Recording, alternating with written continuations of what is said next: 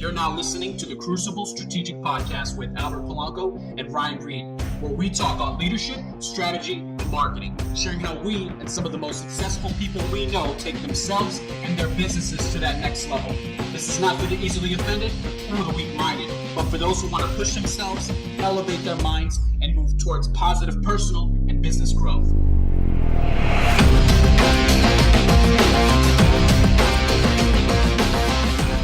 All right, guys. Well, I'm here with Ryan Reed again, and today we wanted to talk about what we actually stake our entire company on as the most important single aspect. We have three key aspects, but the most important is leadership. So we're going to talk about leadership today, and I do believe that Ryan, he's in the process of writing his book on leadership.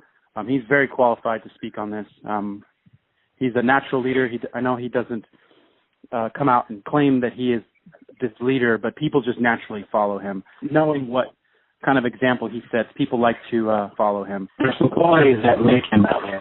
We want to talk about that today. Well, I appreciate that introduction.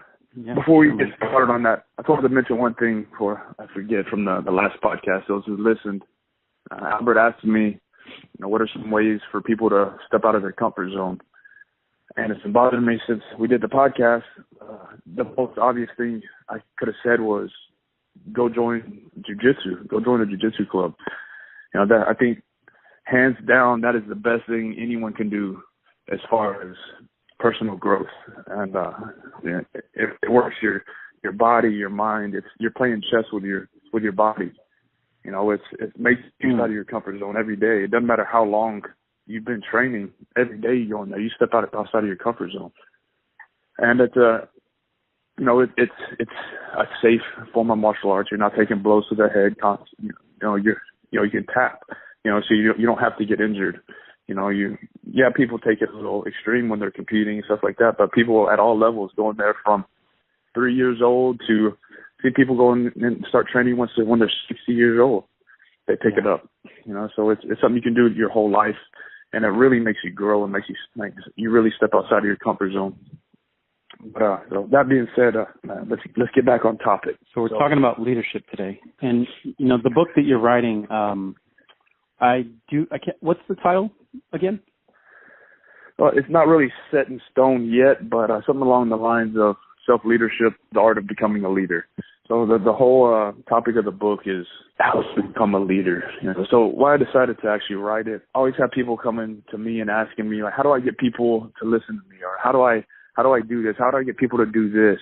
Everyone fails to look at themselves first. Like maybe people are following you because you haven't become a person that people want to follow.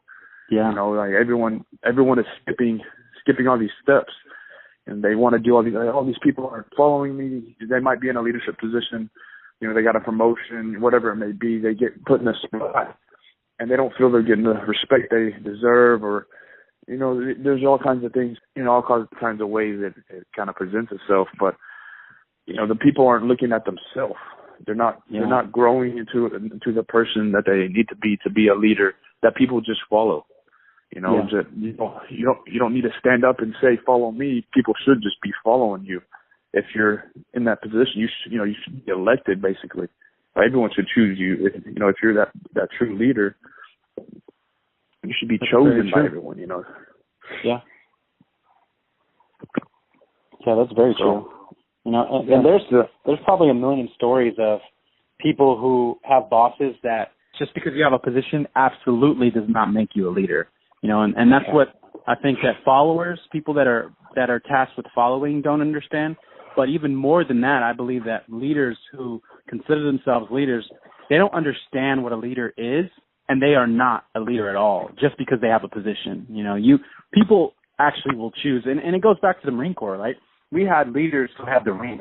You would respect the rank of staff sergeant, gunnery sergeant, right? But that in no shape or form did that mean that you would follow this person, whereas you had others who could have been the same rank or even lower than you, and you would follow them anywhere. It was the qualities of that person that actually truly made them a leader or not. Yeah, especially you start looking in the military and stuff, when you get into that realm, there's certain people that you would hands down fight for. You know, and there's others that tell you might do it because you're in his position, something like that, but you know, you have no respect for that person.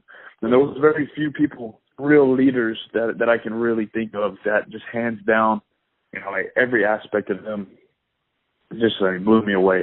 You know, there might be, and that's one of the things I touched on in my book is you might be a stud athlete, super smart, you know, whatever it may be, but then you turn around and find out that person's an alcoholic, and or you know maybe he's just a real asshole, or you know whatever it may be. You know, uses his relationships.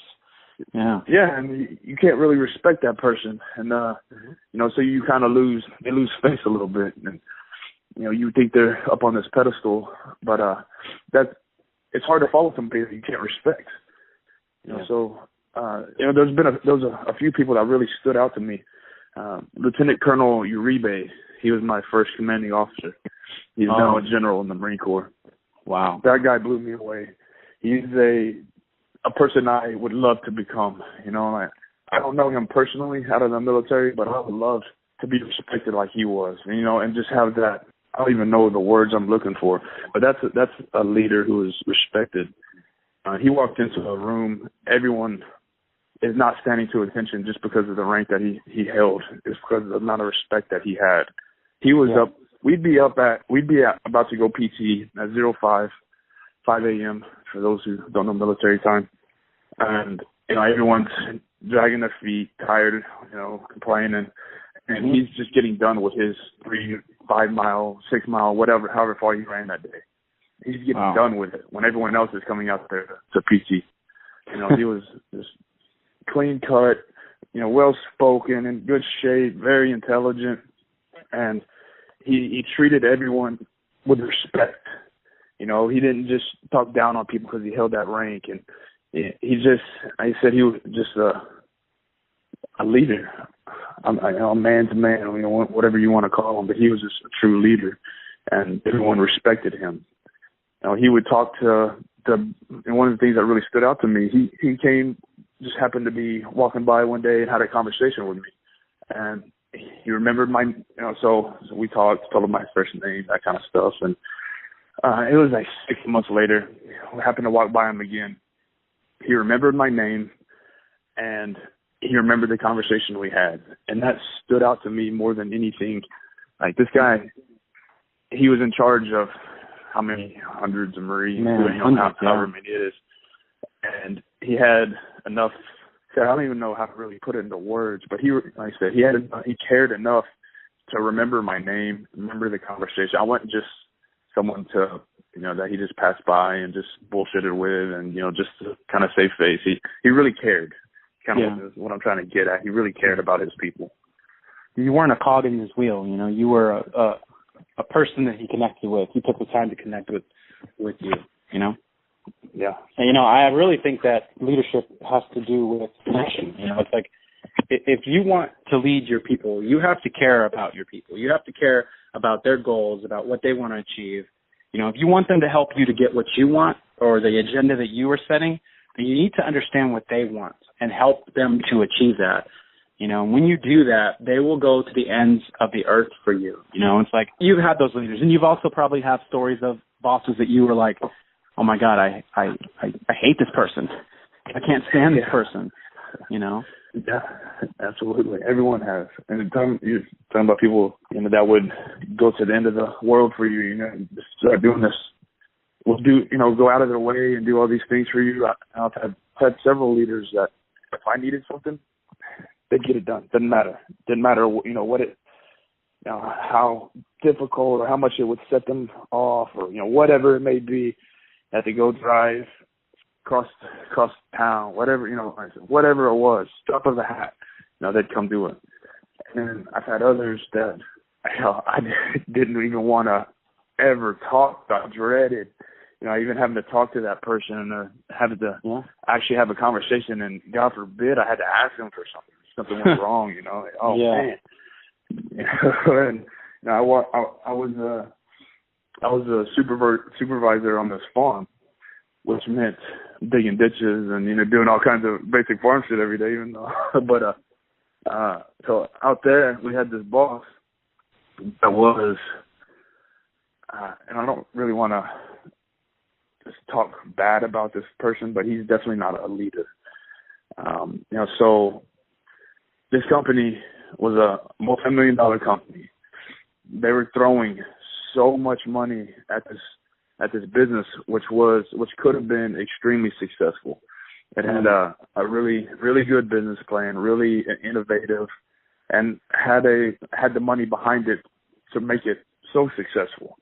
Yeah. But this boss, so that's where it gets into how important leadership is.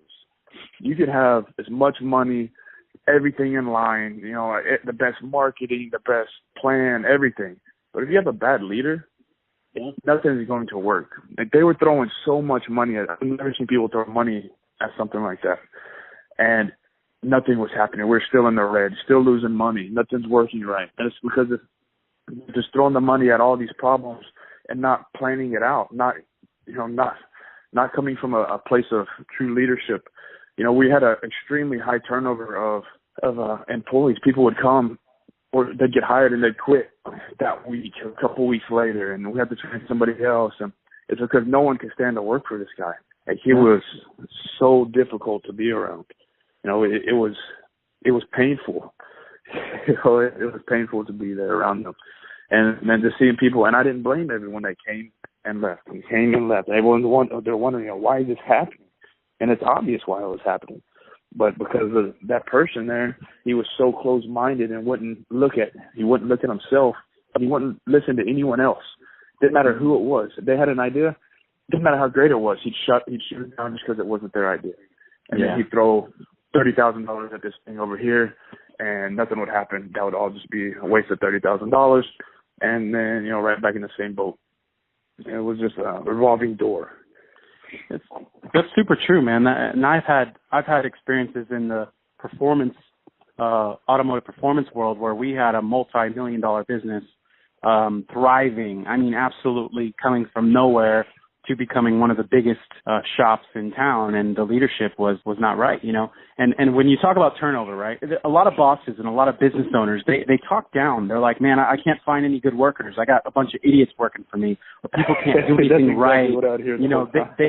They blame stuff, right? But the common denominator is the leader. If your business has a lot of turnover, it's not the people. It's you. It's you as a leader. It's you as the organization. If you can't find good people, it's you. And I would constantly hear this person talking down and talking bad about all these people who can't do anything right. And it's like everything rises and falls to the level of leadership. That's why that company could never be successful. And that's why this business went out of business, right? Because the leadership was bad. You had people that, they wouldn't go to the ends of the earth for you.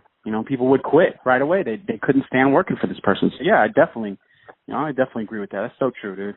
Do a case study of any major corporation, big company, anything like that you can find that has gone under. And 99% of the time, it would be based on leadership. It can come down to, something completely out of your control. You think it's completely out of control, but you could so someone robbed you.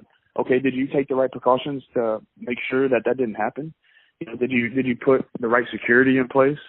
All these people talk about natural disaster happen, this kind of thing. Okay, did you take the right precautions in planning and your location of putting that place there? Did you put it right in Tornado Alley or in a flood zone? These things happen, and so many companies now, they're not backing everything up in the cloud. These or whatever backup you can have. These big companies are suffering from just all kinds of random stuff happens. It's life. Who knows what it may be? The building might burn down. Hey, they don't have an off-site backup. Now they've lost everything. But the companies that have planned correctly, people would think, that was out of my control. But if you had a leader in place that planned accordingly, plan for have redundant plans. You have backups. You have an off-site backup of all your information. So if that place shuts down, it's okay, or burns down, it's okay. You have everything backed up over here. But you've got these big companies that they're stubborn, or like I said, they don't want to look at other options or what could possibly happen. So these people, they still don't take the blame for that. Like, it was out of my control. No, that's not out of your control. You got to look at everything. Something you might think everything's fine, but it's thinking outside of the box too. Like, your building could burn down. You have to have someone in place there that's willing to have an open mind to everything, willing to listen to ideas of people. Because maybe some brand new hire comes in with an idea that could have saved your company, but you're so stubborn and you think you know everything because you're the leader or the boss, whatever it is, that you just shut him down. And now your company could be gone because you didn't listen to him. Or if you take that into any kind of combat situation, military, martial arts, anything like this, because leadership applies to everything in life, to your home. Maybe you're so stubborn because you're the man of the house or whatever it is. You don't listen to your wife when your wife had an idea that you needed to listen to. Yeah, very true. It applies to all aspects of life. Another thing I notice is businesses that I've worked with, that's clients, and then also companies that I've worked for, the leadership, a lot of times, they believe that they're responsible for the result, and they're not. When somebody says, if I'm consulting a client and they say, if you want something done right, you got to do it yourself, right? That is a signal to me of ignorance, right? Because you're not responsible to do this thing, and there's no way that you can do all of the things in your business. You have to develop the people that are responsible for those results. You're no longer responsible for those things. And micromanaging people is such a terrible way, and one of the easiest ways, in my opinion, to absolutely kill morale. You have to check up on people, but you don't need to micromanage people. People are going to actually resent you for that type of environment. A leader's responsible for the environment. You got to create an environment where people feel like their contribution is worth something. Where they have a purpose. They're not just a number. Like when leaders and business owners, they treat employees like they're replaceable. Guess what you're going to get? You're going to get a revolving door of people coming in, people coming out. You're going to have people who might be stealing from you. You're going to have I forget where I read it. There was a company that they asked this question. Man, I can't remember where it came from. But it's like, do you check your employees? It was like some sort of retail store. It was like, do you check your employees at the end of their shift? Do you check their bags and stuff to see if they're stealing? And the person's response was, well, why would we do that? Why would we need to do that? And it's like, other companies will rigorously make them go through body scanners and stuff to make sure that your people are not stealing from you. But here's this other company that wasn't doing that and didn't have a problem with theft, right? Because they trusted their people, and they also guarded who got in the door. If you're having problems with people, you need to hire quality people, but you also need to work on yourself. Leaders that think that they're not actually leaders that don't work on themselves to improve themselves. To me, it's like that lid. Wherever the height of where your achievement is or your personal development is and your skills are, that's the height that you can expect others to reach. And they're never going to be any higher than that. Absolutely. What it all comes down to is just always looking at yourself. And like Albert said, you have to be always trying to improve yourself. That's where the true leaders come from. They're always reading. They're always trying to better themselves. They're always learning something new. They're always trying to be a better person or a better father, whatever it may be in life. But so you might be a great businessman, whatever you do, start stepping out of there, grow. That's what you're going to get stuck. That's what people get stuck. They think they know so much about one subject and no one can tell them anything. Okay, can you go run a mile? Can you go walk a mile? That's where you're going to really grow into the next level of leader, of someone who really people will really follow and respect. Yeah. You have to do more. And then you'll realize, maybe you didn't know as much as you thought you did. Maybe you'll learn something from doing this other thing over here that complements your business in a way that you never would have expected. That's where these great ideas come from. You can listen to, I don't pick any number of, of successful people or inventors or, whoever it may be. The ideas that pushed them over the top and made them this legend basically came from meditation, or when they're out hiking in the woods, or, you know, when they stepped away from their normal thing that they're always thinking about, when their mind was able to actually relax and just be able to wander a little bit and let some ideas come in. You know, you got to step out of there. So your book, it talks about, I know we've talked about your book a little bit, and you were telling me, and I thought the idea and the premise was brilliant, you know, of self-leadership. That's where leadership starts. You know, you can't expect to lead anyone else if you can't lead yourself. You know, if you can't, there was a definition of a superior performer, which I absolutely loved. And it went something like, the mark of a superior performer is someone who can give themselves the command and then follow it. Right? I thought that was profound, because it's like, how many times do you say, hey, I want to do this thing, but you don't follow through with it, right? If you tell yourself, I want to lose 10 pounds, I'm just going to use weight as an example, and you can't bring yourself to do the things daily to lose that 10 pounds, what makes you believe that you can lead another human being if you can't lead yourself, right? It's something simple. How could you lead $1 million business who's have to do really hard things if you can't do something simple like go for a walk every day? You know, it's just mind-boggling, you know, and people wonder what the frustration is with their work and why they have so much trouble with people. It's like, you can't lead yourself. How do you expect for others to follow you? You're not somebody worthy of following, you know. Make yourself worthy of that, and you're going to get that through reading. You're going to get that through working on your philosophy and yourself. So that part of your book, I just, you know, it was really profound, the way some of the things that I've heard you talk about and that outline that we were going over. I appreciate that, but, you know, I decided to write it because I have these questions come to me all the time, and I see these things, and I want to put it out there for people to actually maybe be able to learn from it. You know what I mean? Like, I want people to have the opportunity to learn these things that have helped me, that I've learned through other people that I've been exposed to, you know, whether it be in the Marine Corps or, you know, wherever, all these great leaders that I've learned from, or books I've read, and, you know, maybe save some people some time, you know, and not have to go through as much to be able to pick up on some of these things that have helped me so much. And then those are very common things that I see, recurring themes I see all the time. And they're really, when you really break it down, it's really pretty simple. You know, these other things that have made these people special, and you know, have made them stand out in a crowd and made people want to follow them. And, you know, like I said, the concept is really pretty simple, and it really comes down to self-improvement. And it doesn't just mean physically, you know, it's on every aspect of it. And it's self-improving and being able to, you know, emotional intelligence, being able to just calm down and not jump at the first time someone says something to you. Don't get offended, or, you know, don't just blurt out the first thing that comes to your mind. You know, you hear it since you're a kid. You know, think before you speak. How often do you really do that? You know, how often you react? Someone says something and it kind of offends you, and you just blurt out the first thing, and now you don't talk to your wife for a couple of days.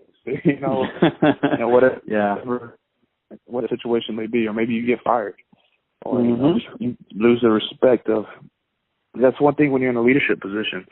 If you become emotionally unstable like that, like getting frustrated and, you know, or just yelling at somebody out of frustration, whatever it may be, you immediately lose respect right there.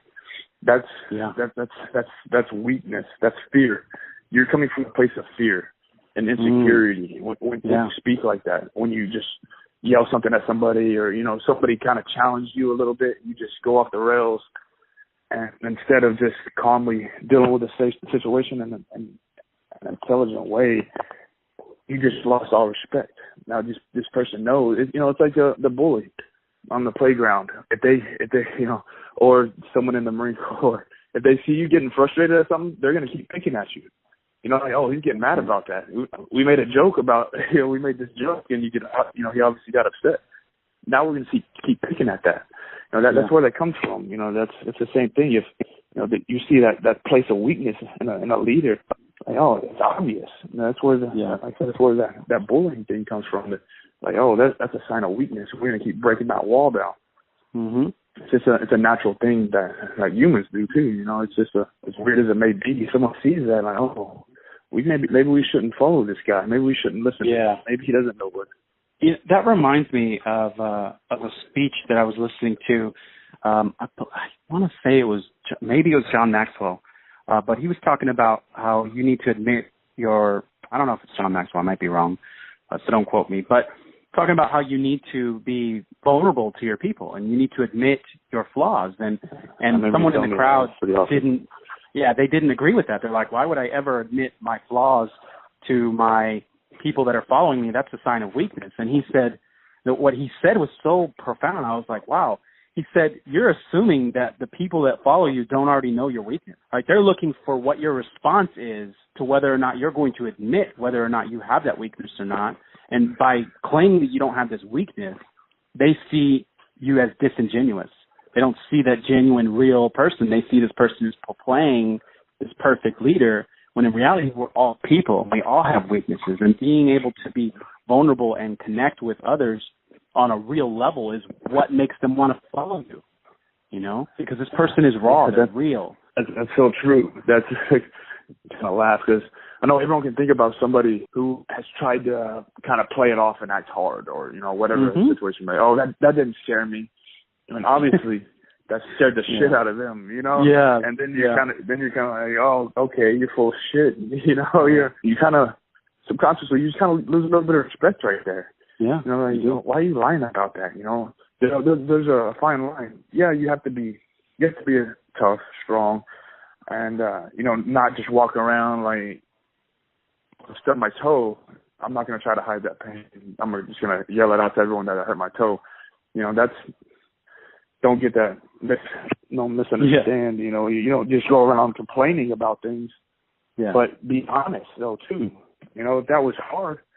Yeah, that wasn't easy. You don't got to act like that was the hardest thing in the world, but you know, there's a gray area, like with everything. But I've seen so many people, you know, I don't really have an exact example, but there's so many times where somebody, oh, that was easy, you know, and you know, 5 minutes ago they were basically crawling on their hands and knees and couldn't talk. Yeah, it wasn't easy. It wasn't easy. Yeah, and if you try to hide that stuff, it's obvious. Everyone sees it. You can't hide that. And then when you start trying to hide it, like I said, you lose respect for that person. Yeah, people have really good bullshit detectors, right? And we assume that you assume that they don't. Oh, they don't know. Well, they know.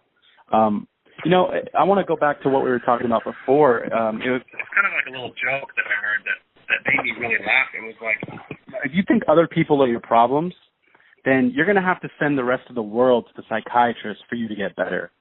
The common denominator is you. You know, the problem is how you view the problem. It's you. It all comes back to you. You know, it's like other people can't upset you. You do that to yourself. You know, it's just everything comes back. It always circles back to self-leadership, yourself. You know, and we talked about that razor-thin line. Like, it's the difference between. I heard this. I'm taking this from a guy named Bob Proctor. I started getting into him, and man, this guy is really powerful, and he has this program. He has this book called You Were Born Rich, and they have like this DVD program, and I started getting into that. And it's old school, man. If you watch this, it's like back in the 70s, you know, or 60s, and you're like, you know, how could I watch this, you know, living in today's world? But the fundamentals and the knowledge, man, it's so powerful.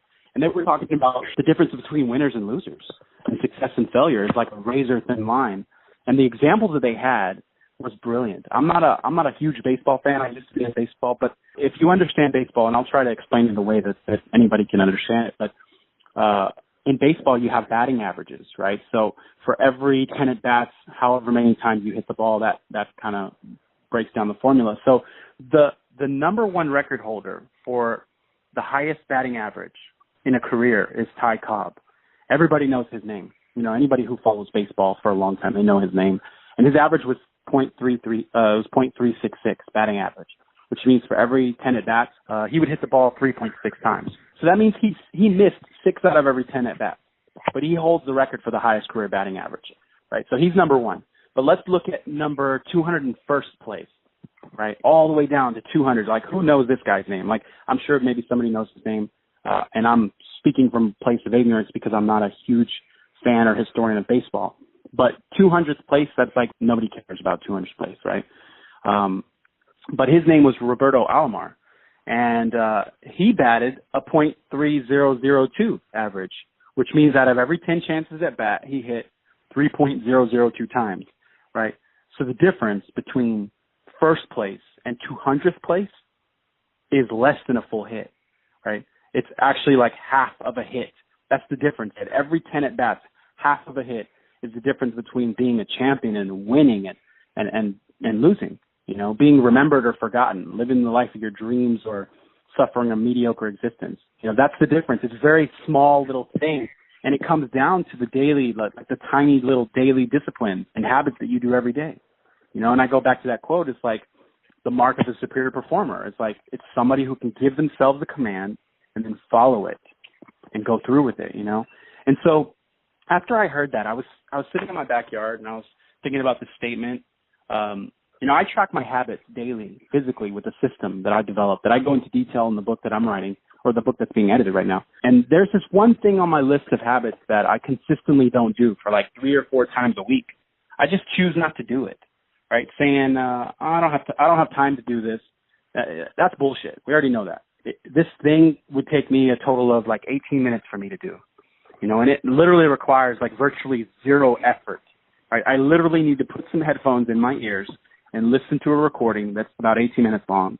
And I started to think about why I don't do this thing every single day. You know, I was like, I meditate every day without fail, first thing in the morning. I work out 6 days a week. I read books every day. I spend 2 hours learning something related to my goals every day. You know, I have a list of 12 habits that I work on every single day, but this one thing, I seem to just be like, nah, you know, I'm not going to do that one today. You know, so I'm sitting in the backyard. I'm sitting in the sun. You know, it's pretty hot. And I'm getting my vitamin E for the day, and I had this epiphany about the difference between winning and losing. And the reason why I didn't do this habit every day is like, it didn't matter. I have family and friends as examples of that don't do the small things daily, right? And what that gets you in life. I have friends and family that they say they want to do better in life, but they can't or they won't or they don't want to invest 5 to 10 minutes a day, right, working on their dreams consistently. You know, they have reasons. They didn't feel like it. They don't want to some days. They watch TV. They smoke weed daily. They spend at least an hour relaxing after they smoke some weed, you know. They don't write down their goals. And so I thought about this, and I was like, it doesn't fucking matter why I don't do this thing every day, you know. The fact is that I'm going to do this right now, and I'm never, ever going to go to bed another day without having done this thing.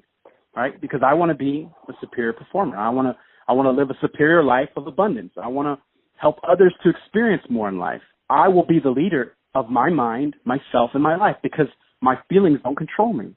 You know, so I get to choose the thoughts that I allow to take root in my mind, and we know that those thoughts lead to feelings, and those feelings lead to actions, and those actions create or cause the results. It's just I just had this deep epiphany from that series that I watched, and it made me start to think also about how the average person wastes, you know, they waste 9 years of life on television in their life, right?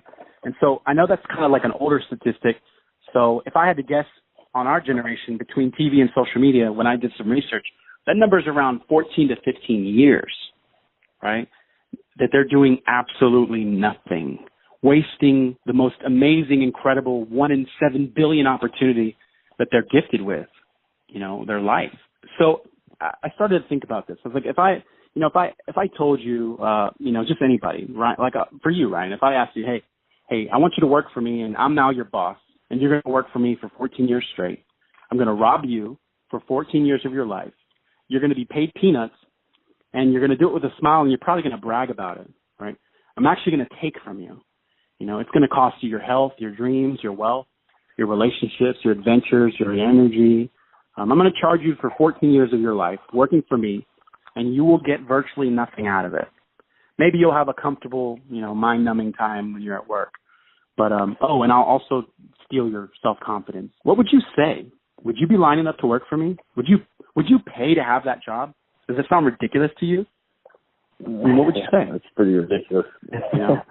It sounds ridiculous, right? I won't have to say anything. Right, but that's what most people in life do. Between TV and social media, it's costing you all of these things, and then you're going to brag about how you binge watch 12 seasons of Lost. Like this girl, you know how I feel about Facebook. My phone's on silent. I don't spend a lot of time on Facebook except for the positive groups that I'm a part of. I try to engage there. But this girl, she posted, and I had to reply, man. She posted the other day, she said on Facebook, she was like, what show should I binge watch on Netflix? And I had to reply something smart. I was like, your life passing by? It's like, you're literally going to waste your time binge watching the show when you could be doing something that could improve your life. It's like, learn to lead yourself. Leadership is the most important skill. And that's why we make it such a big deal at Crucible.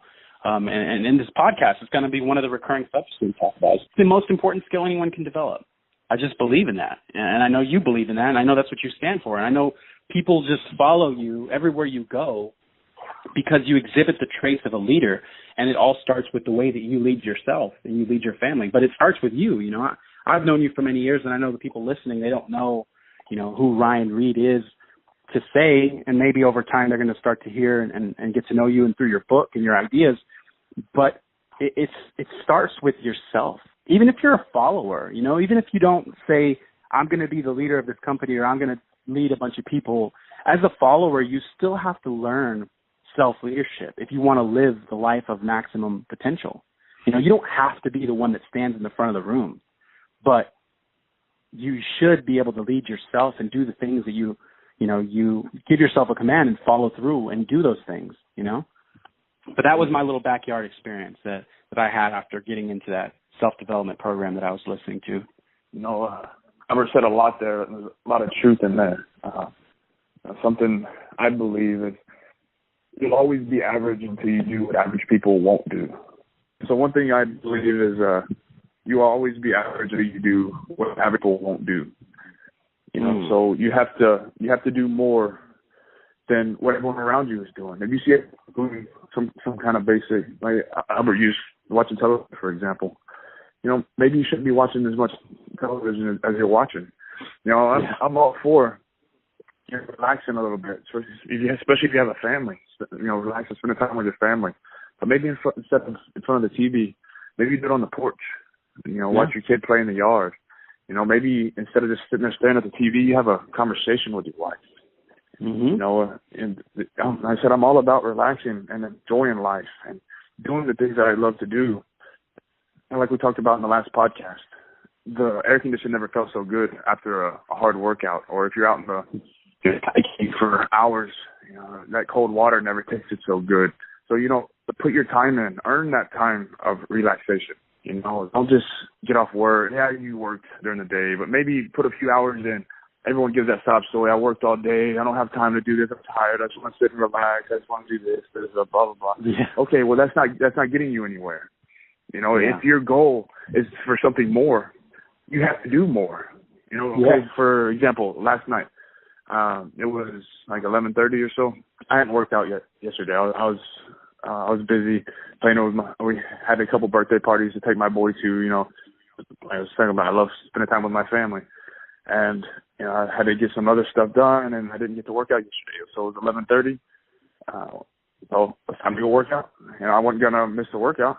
It's the snowball effect. Once you put it off one day, once you have a cheat day, air quotes, it's easier to have another one. So I was busy all day yesterday. If I wouldn't have worked out, that'd have been an easy excuse. I was busy. I wasn't home. I wasn't doing that. I didn't have time.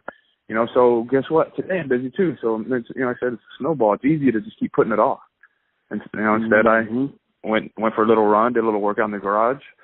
And you can get a really good workout in 20, 30 minutes. Then I use working out as an example for a lot of things because it's easy. Working out is so beneficial, and not just your body, but your health, your mental performance, just calming yourself down. It's a stress reliever. There's so many benefits there. So I use that as an example for a lot of things.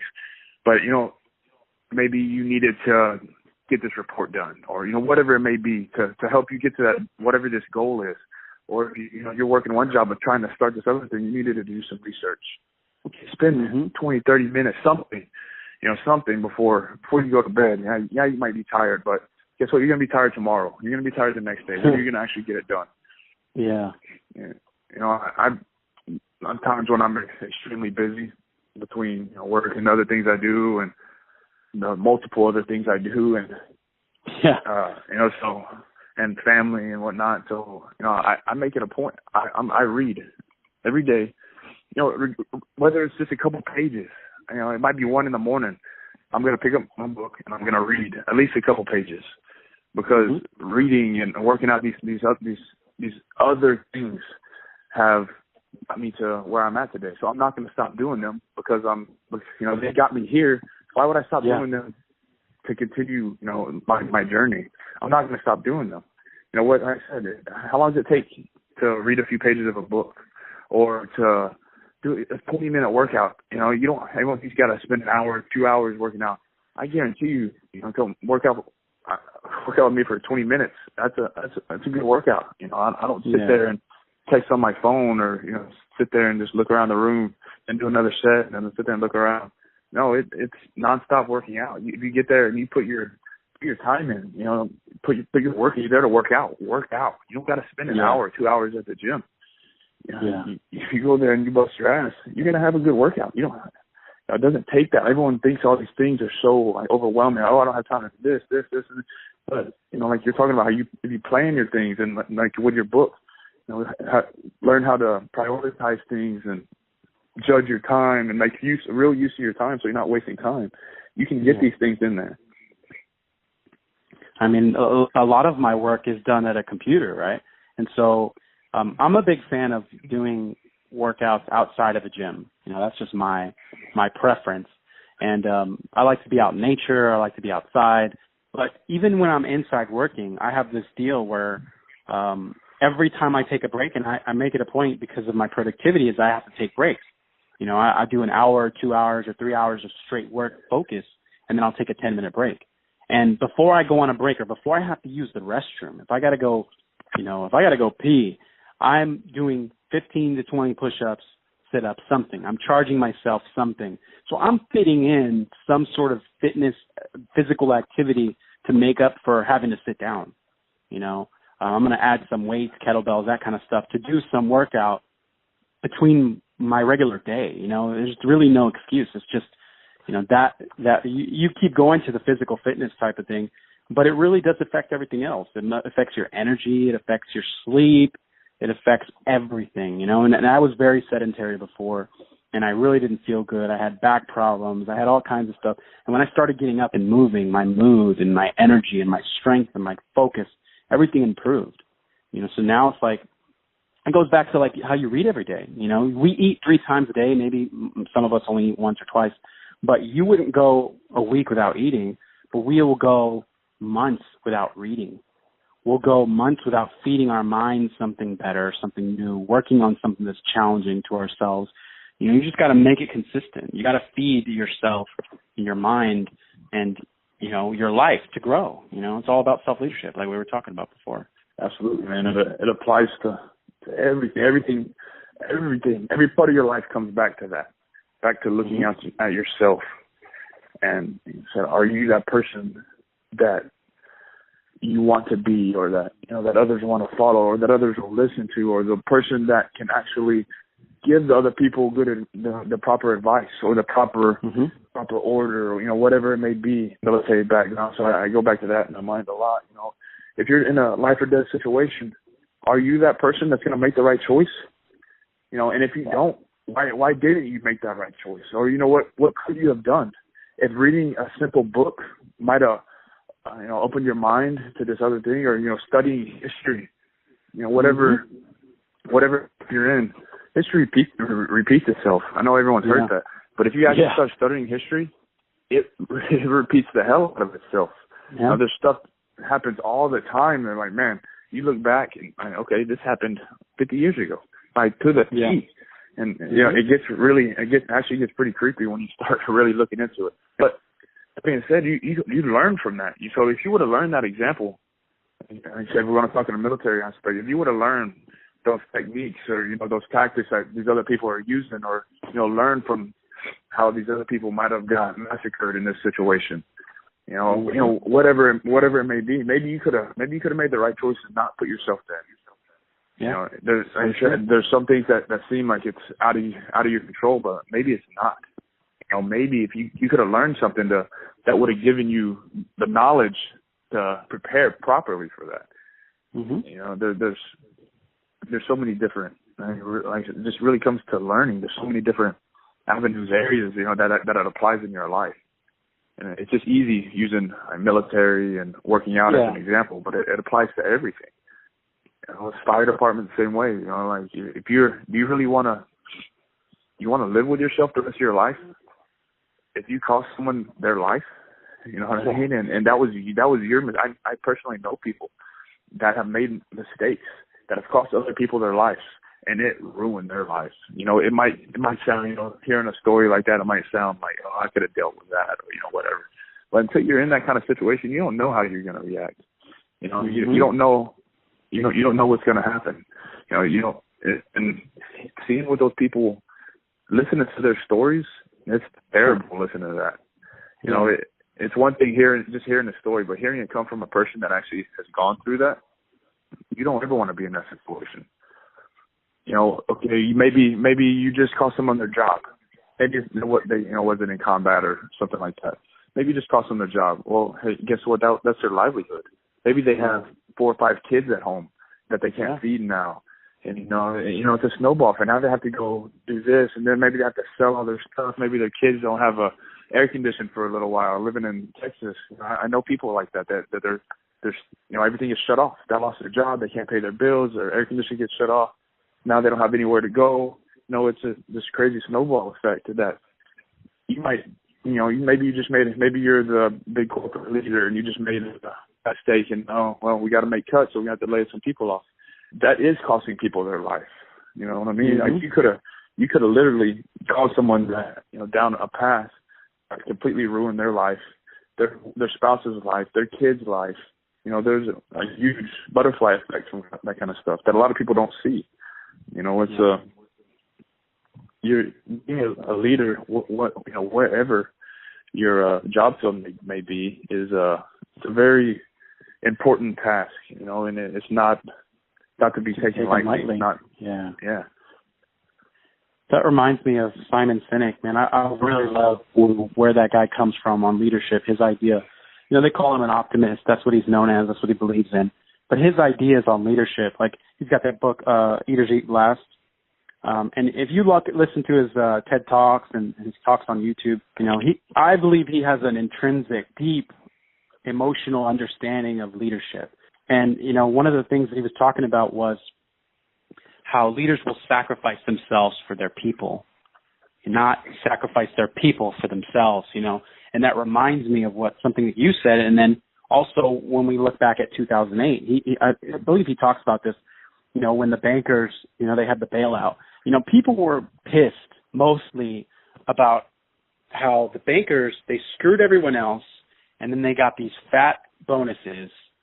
You know, they sacrificed the entire country's economy, you know, for short-term gains. And then on top of that, they got millions of dollars in bonuses, you know, and that's just like, you are not a leader. People despise you. In fact, I'm sure that they had death threats and they had to have protection from people because people lost everything behind that. And they broke that social contract. They broke that rule of what a leader is supposed to be. You know, you can't take advantage of your people. You can't sacrifice or exploit your people for your gain. You're supposed to, you know, as a leader, you get benefits. There's perks to being a leader, but that's because you have a bigger responsibility. You have to stand up when your people are in danger. You know, you have to look after your people. Yeah, Simon Sinek. I agree. I like his take on leadership and how he's able to present it in such a way that really speaks to people like that. Yeah, but he understands that's your role as a leader. That, you know, those people that you're in charge of, you know, however you want to put it. And it just apply to business or military. Your family, your home, yeah, your family. Mm-hmm. You're you're responsible for those people, and they're looking up to you, expecting you, to take care of them, and they need you to take care of them. For whatever, maybe it's a child, or maybe it's someone in Iraq on a deployment that they need you to make that decision that's going to keep them, not only keep them safe, but help people thrive. Exactly. You grow. True leaders don't develop followers. They develop leaders. So your goal as a leader, you should be training every person below you to take your job, because we'll go back to military or fire, whatever situation it may be. Hey, maybe you go down. Maybe I'm in a fire with somebody, and the people, my guys, maybe I'm down. Maybe a building collapse, I'll fall through a hole, whatever it may be. Now that person behind me has to step up and be the leader. He has to take charge. He has to make the right decisions. So if I didn't train him properly, I had to screw myself. No, everybody died. Me. Yeah, exactly. Yeah. So you never know what could happen if you don't train your. I say train lightly. Teach, I should say, your family, or your kids. If you don't teach them properly, what kind of life are they going to have? What kind of mistakes are they going to go through? Stuff that could destroy the rest of their life because you didn't teach them properly. When you're supposed to be their leader. They're supposed to guide them, teach them. And that's, I said, it's every aspect of your life. It's your responsibility. You can't push it off on somebody else. And you can't, to add to what you're saying, is you can't give them what you don't have. So if you're not filling your head and your life and your mind with good ideas, how can you give it to your children? A lot of people, they talk about, I'm doing this for my family. I have to take care of my family, right? And their idea of taking care of their family is working 18 hours a day. They never get to see their children. They take care of them with money. And in reality, you're not taking care of them. You're sustaining their lifestyle, but you're not investing into them. You're not taking care of their minds or their life or giving them the emotional connection that they need to grow up to be productive people. You got to really take that responsibility really seriously, in every aspect, in work, in yourself, in your family. It's a big responsibility, and I believe everybody has to lead someone, if at the very least it's yourself, Yeah, absolutely, man. And, so many people, I said, we talked about a little bit earlier, have excuses. And I get it. My dad grew up working 3 jobs. There's been times when I have done the same.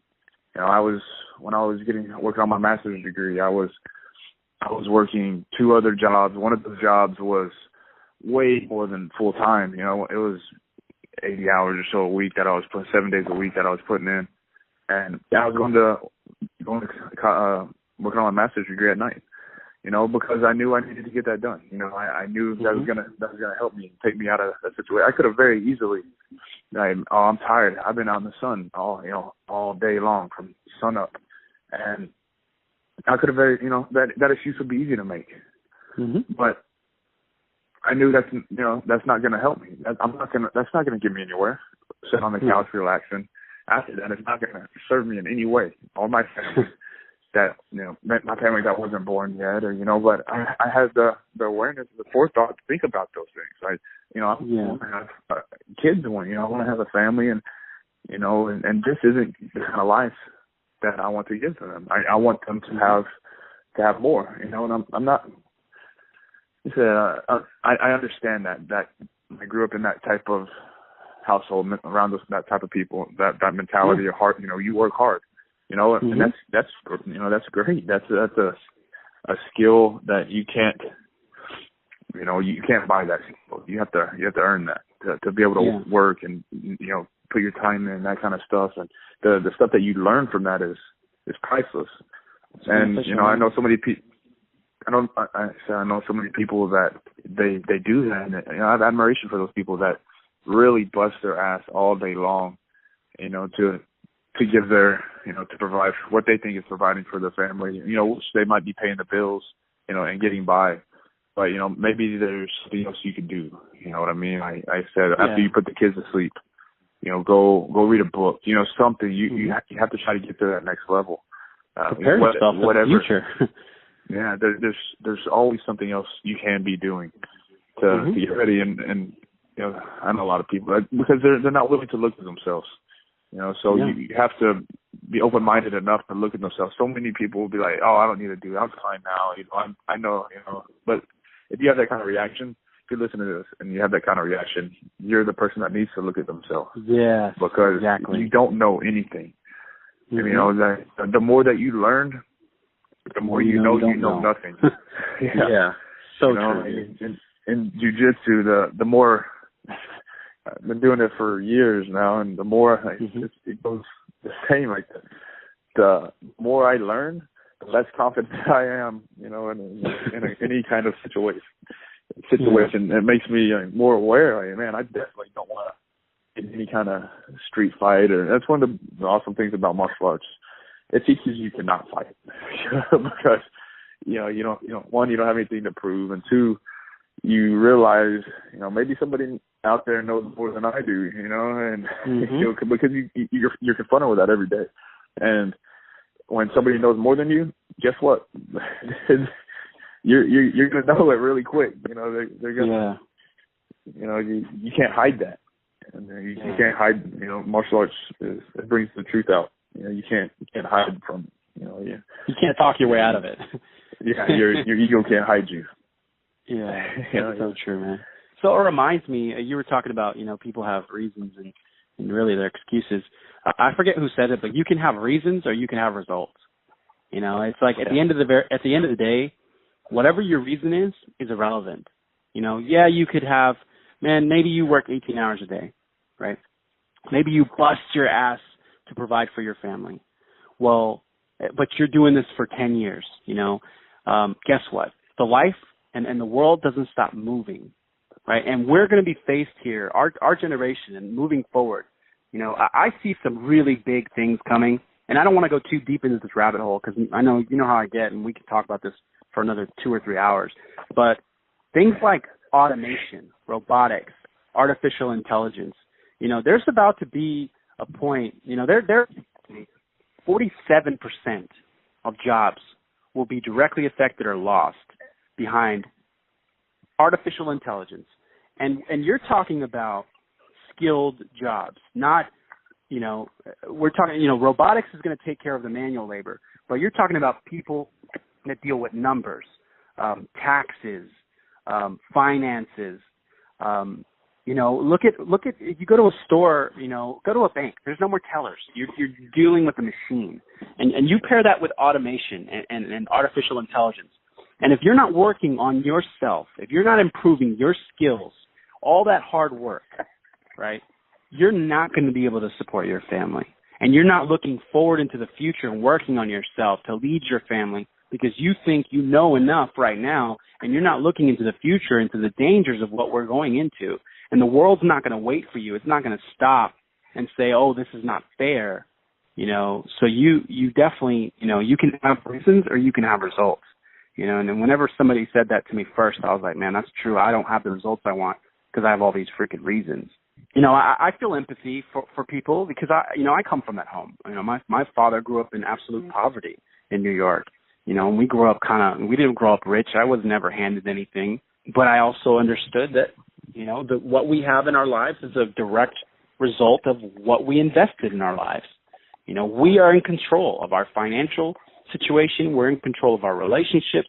We're in control of everything, every situation in our life. Nothing is outside of that. Even if you think it's outside, there's something that you could have done to remove yourself or to position yourself in a different way. And if you had that knowledge, you could have done that. Or you can move from where you are from ignorance into, all of us have ignorance. I'm ignorant of computer programming. I know nothing about, I know a little bit about, web development, but I don't know how to program a computer. I'm ignorant. That term doesn't mean, it's not a derogatory term. We all have ignorance in different subjects. It's just removing ignorance. That quote is like, ignorance is our biggest problem. Or we have a weakness of attention. Lack of imagination is the word. I think I botched that quote up, but it is, and I'll put it on the podcast. But it's really true, and it's actually a little scary when you start getting into some of the technology that's coming out. Like you said, if you do a little bit of research, there's going to be a lot of people really soon that are unemployed. And it's already been going that way. And I personally know somebody that's very high up. We'll just say fast food industry. We won't get specific. But he's told me, and he's not one of the owners, but he knows the owners. He's close with them. He's close in the franchise. And he's personally told me that, and this was 5 years ago, 4 or 5 years ago that he told me this, that they have everything already in. It hasn't been put in place, but it's all on standby. He said this was 4 or 5 years ago, to completely eliminate every single person at every fast food restaurant, except for one person to manage the whole thing. They said they have the technology. Yeah, and I said this is a guy that is very high up in that industry. And they said they have everything. This was right along the time when they started pushing for these wage increases in the industry. And he told me, he's like, these people don't understand what they're doing. This is supposed to be a stepping stone job. And he said if someone right out of high school or in high school working a second job, part-time job, they're wanting this wage increase. He said if they do this, we will all go out of business. So what we're going to do is we're going to eliminate all those employees. He said we don't want to do it. Everyone has this idea of these corporate people as being this evil entity, these money hungry. And there's I'm sure there are plenty of those out there, but at the same time, there's plenty that are just people, and like you said, he's like, we don't want to do this. We don't want to completely eliminate all these jobs out of the market because people need that job. So we're trying to not implement these things. They said they have automatic tellers. They have self-flipping, burger flipping machines. So someone has to sit there and flip them and flip the fries and all this little basic things. If you go to any kind of fast food place and look in the back, there's 10 people just standing around doing nothing.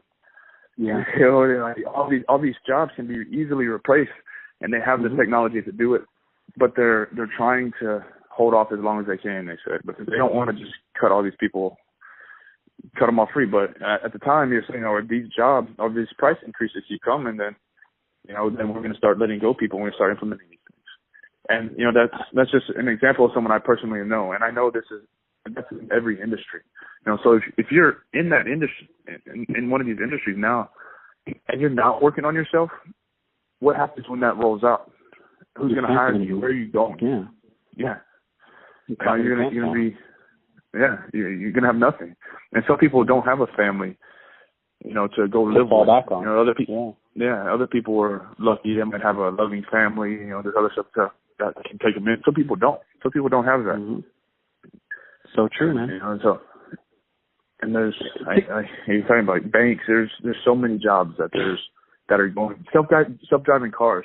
Driving trucks is the number one job for white adult males. Driving big truck, not just 18-wheelers, but driving some kind of vehicle. That is the number one job of adult white males, and that is the job that is going to be gone very soon. Very soon. Yeah. They're already doing that in other countries. Australia, I think, is one of them that they're driving. They have 18-wheelers being self-driving cars or driving themselves. I've seen it. This is going to happen very soon. So, are those people employable? The most truck drivers that I know, most of them aren't. That's why they have that job. Yeah. They're not working on themselves. And to go back to the fast food thing, maybe, like I said, I'm not a politically correct person, right? I don't really, maybe that's a failure of my emotional intelligence in some way, but I really don't have this feeling of I care if I offend people when I say something like this. If those people who are crying and asking for $15 an hour wages, it's futile. It's stupid to ask for that kind of money. It's not that it's a lot of money, but it's work on your skills. It's not the only job.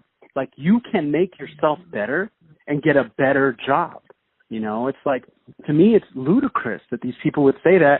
And it's logical that a business is going to turn around and say, well, we'll just get rid of you all. Even if that didn't happen, eventually that is going to happen. Look at Amazon. They're testing a store. I believe it's in Seattle, where, a regular retail store has 100 employees or something like that, right? This store has 4 or 5 people because you walk into the store and you literally walk to the shelf and you grab what you want and you walk out. You don't even have to check out anymore. It's linked through your phone, through your Amazon account. And they've been experimenting. So you're going to be able to have stores and malls where there's nobody working there. There's very few people working there anymore. So there's no jobs that are safe, man. Even creative jobs are at stake at this point. So you need to absolutely be developing yourself. I really don't know what the solutions to, that epidemic of people not being employed. But if you're not preparing yourself for the future, if you're not looking ahead and you're just got your head down living day to day, that's how you find yourself in a really, really bad position. It's like when 2008 happened and people lost their ass in the market. It's sad, right? It's sad to see that somebody worked their whole life and then now they have nothing. But I'm going to be blunt and say that they're responsible, right? It's your fault that you have nothing. And why do I say that? Because you didn't educate yourself and you trusted someone else to take care of your best interests, to take care of your retirement, to take care of your responsibility of providing for your family and your life and old age. You trusted someone else with your best interests and didn't educate yourself. There's books out there. There's a book, I believe one of my mentors, he told me about this book. It's called Where Are the Customers' Yachts? It's been known for a long time that Wall Street and these financial institutions, they're the ones who make the money. Mutual funds are terrible investments. Read the book by Tony Robbins. It's called Money Master the Game, right? He goes in and breaks things down. Like, you can get that knowledge. You can't trust other people with your livelihood. You gotta take that into your own hands. And so we're talking about this because this is the first time you're hearing about, automation or AI. You think it's in the future. They're talking about within the next 10 years, within this decade. Some of these things are happening right now as we speak. Everybody's buying those Alexas and stuff like that in your house. That's artificial intelligence. I was doing the Google speak to type on my computer the other day. I didn't do any research on this, but I was having certain results with my speech, and it was getting better. It was getting better at understanding what I was saying and typing with more accuracy. I didn't change what I was saying or how I was saying it. It was learning how I was speaking, right? We're openly allowing these things into our life, and we just don't see them. They're not being called what they are, and we're not paying attention. I feel like a lot of people are not paying attention. They're too stuck on Facebook and Netflix and Hulu and being entertained that they're not paying attention, and it's going to be a rude awakening for a lot of people. Absolutely, and as I said, it's actually a little scary the more you look into the stuff that's coming out, and the more you do, like I said earlier, the more you learn, the more you realize you don't know. The more you look into that, the more you realize, oh man, I didn't realize all this was going on. There's, like you were talking about, there's already stores and all these things being put into place, and there's so much technology on the verge of coming out that's already been made. That maybe some people are holding back, to not, get rid of all their employees. So basically, what it comes down to is preparing yourself for being a leader, whatever may yourself. come. And because you never know what might come. You might have a safe job. I've known oil field, for example. I know plenty of people in the oil field making ridiculous amounts of money, and then almost overnight, all gone. Losing when the oil prices crash, when they crash. And they thought they had a super secure job and all this. They've been there for 30 years, and and it's just you never know what you have. You never know what's going to happen. Yeah, companies shut down all the time. There's the big ice cream place here in Texas, down here by Houston. I can't even off the top of my head, but they found something in the ice cream and shut down the company. That's been there for I don't even know how long it's been there. Before I was born. It's been there forever. All these people have been there their whole lives, and then almost overnight, literally overnight, there was a huge, almost all gone.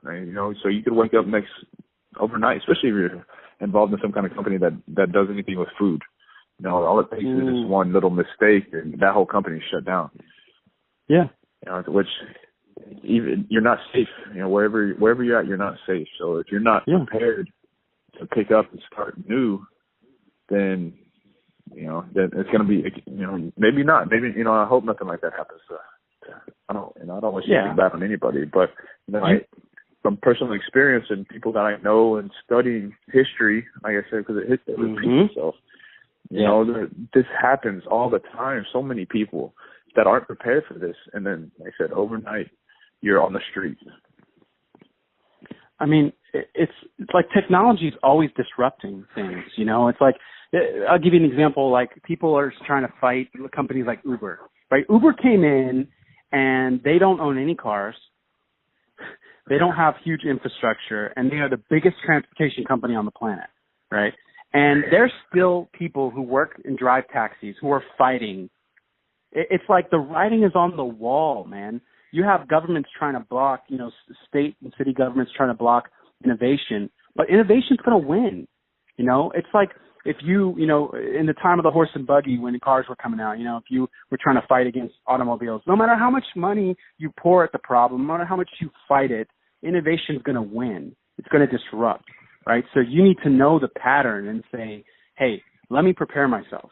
Let me lead myself and look at the future. I know we're kind of sounding like a broken record maybe, but it's important.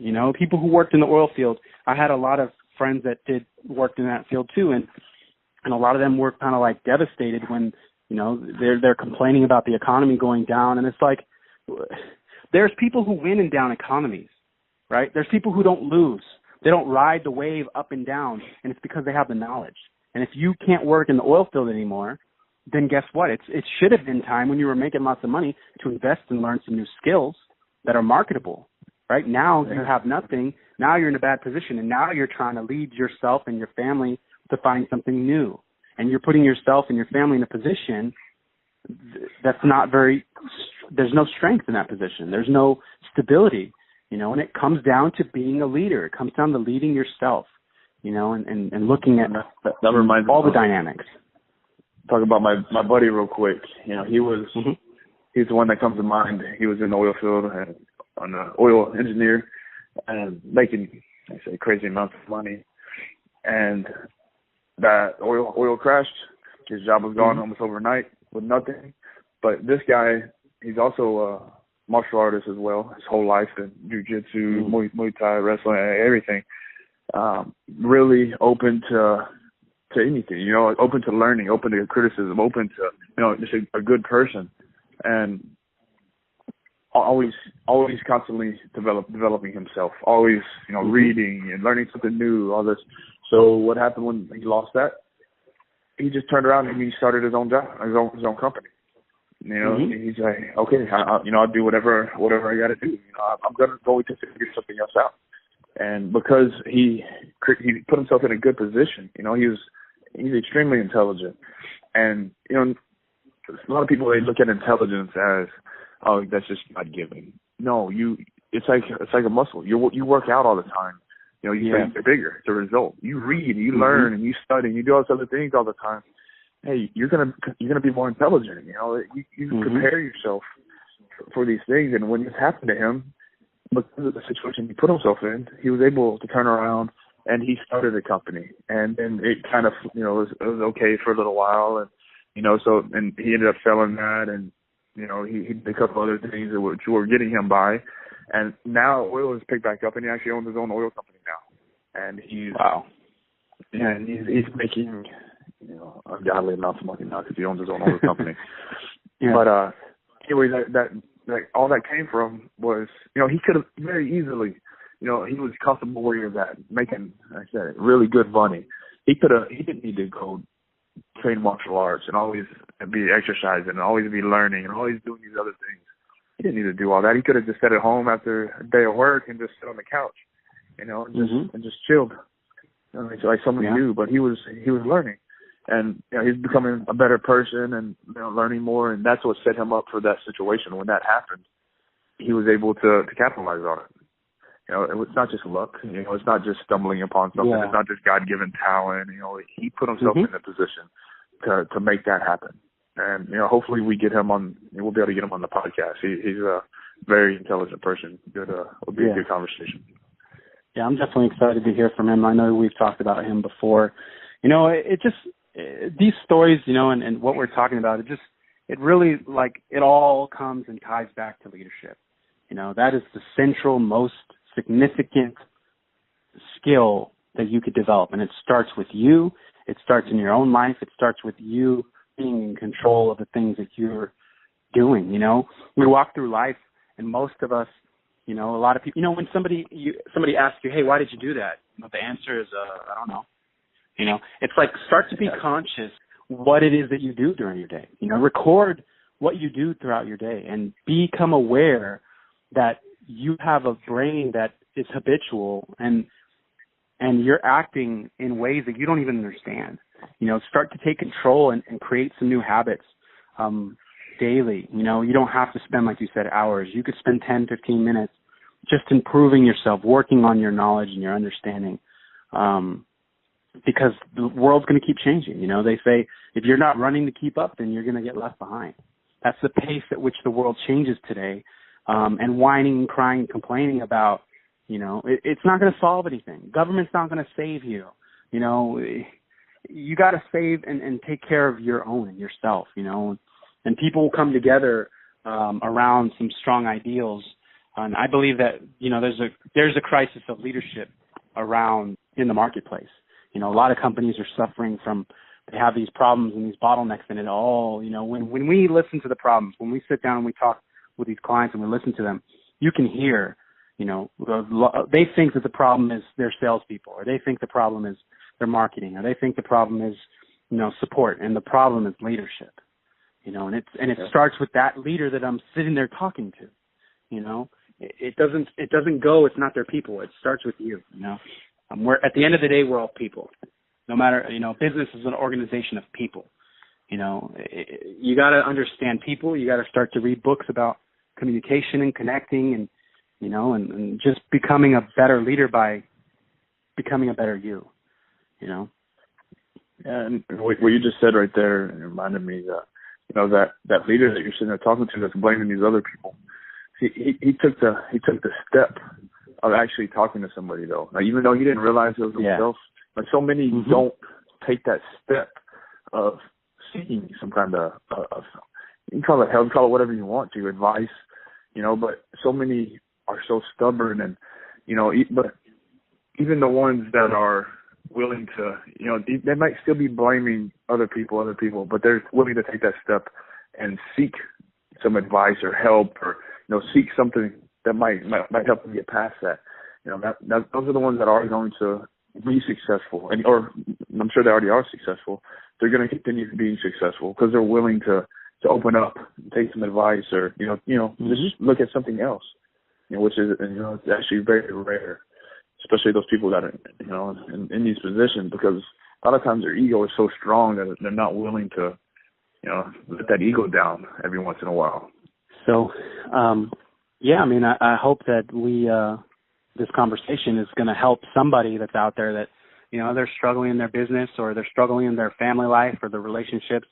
And, they're looking at outside causes as the root of their problem. And maybe we've said something that kind of resonated with them, that, resonated with you, I should say, that makes you kind of look at yourself. In my life personally, what started me on my journey was I was having serious relationship problems with the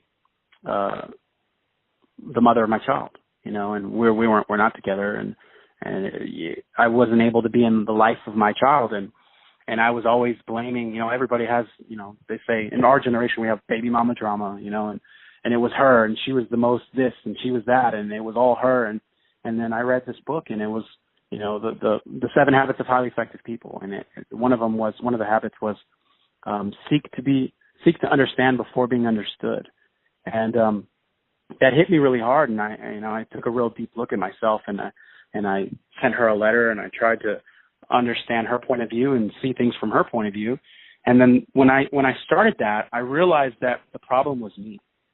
As much as wrong as this other person did, the real problem was me, and how I viewed the situation and how I handled myself And when I changed that, man, my life changed.